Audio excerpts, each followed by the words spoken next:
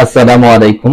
যদি তোমরা user ID বা পিন নাম্বার ভুলে যাও তাহলে সেটা কিভাবে পুনরুদ্ধার করবে সেটা আমি আজকে তোমাদেরকে দেখাবো।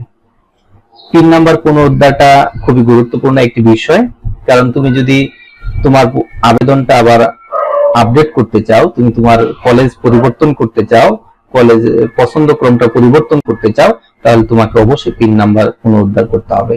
আর তোমরা জেনে রাখবে যে তোমাদের ইউজার আইডিটা হচ্ছে তোমাদের রেজিস্ট্রেশন নাম্বার, তাই এটা বলার কোনো সম্ভাবনা নাই। পিন নাম্বার যেটা আছে, পিন নাম্বারটা যদি ভুলে যেয়ে থাকো তাহলে সেটা কিভাবে পুনরুদ্ধার করবে আমি তোমাদেরকে সেটা দেখাচ্ছি। শুরুতেই তোমাদেরকে চলে যেতে হবে আমাদের যে ভর্তির জন্য যে ওয়েবসাইটটা আছে elevenclassadmission.gov.bd, এটাতে যে তোমরা দেখবে এই যে একাদশ শ্রেণীতে স্মার্ট ভর্তির সিস্টেমের নিচে যে লগইন বাটনটা আছে, এই লগইন বাটনে ক্লিক করবে। লগইন বাটনে ক্লিক করার সাথে সাথে এরকম লগইন অপশন আসবে। আসার সাথে তুমি একেবারে নিচের অংশে দেখো আপনি কি পিন হারিয়ে ফেলেছেন, পিন পুনরুদ্ধার। তাহলে আমরা যদি পিনটা পুনরুদ্ধার করতে চাই তাহলে আমাদেরকে পিন পুনরুদ্ধারে ক্লিক করতে হবে।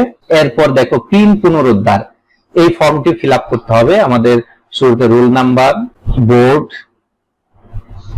বছর, কোন বছর পাস করেছে এটা আমাদের নির্ধারণ করতে হবে, রেজিস্ট্রেশন নাম্বারটা দিতে হবে, মোবাইল নাম্বার দিতে হবে, কনফার্ম মোবাইল নাম্বার দিতে হবে।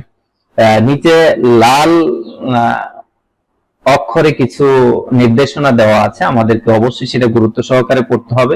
লেখা আছে আপনি অ্যাকাউন্ট তৈরিতে ব্যবহৃত সমস্ত তথ্য সঠিকভাবে আবার প্রদান করুন। সমস্ত তথ্য সঠিক থাকলে প্রদত্ত মোবাইল নাম্বারে SMS এর মাধ্যমে আপনার অ্যাকাউন্টে পিন পাঠানো হবে। উল্লেখ্য সর্বোচ্চ 2 বার SMS এর মাধ্যমে পিন পাঠানো হবে।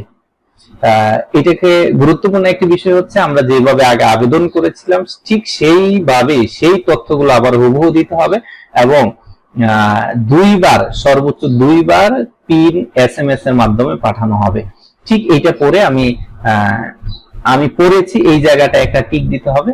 টিক দিয়ে আমি পিন পুনরুদ্ধার এই জায়গায় ক্লিক করার সাথে সাথে আমাকে SMS এর মাধ্যমে একটি পিন পাঠানো হবে, যে পিন দিয়ে আমি আবার আমার সেই অ্যাকাউন্টে যদি আমি চলে যাই, এই যে লগইন যে অপশন আছে এই লগইনে এসে ওই আমার আইডিটা দিব, আর যে পিনটা আমি পেলাম সেই পাসওয়ার্ডের জায়গায় সেই পিনটা দিয়ে লগইন করার মধ্য দিয়ে আমি আমার আবেদনটাকে আপডেট করতে পারবো।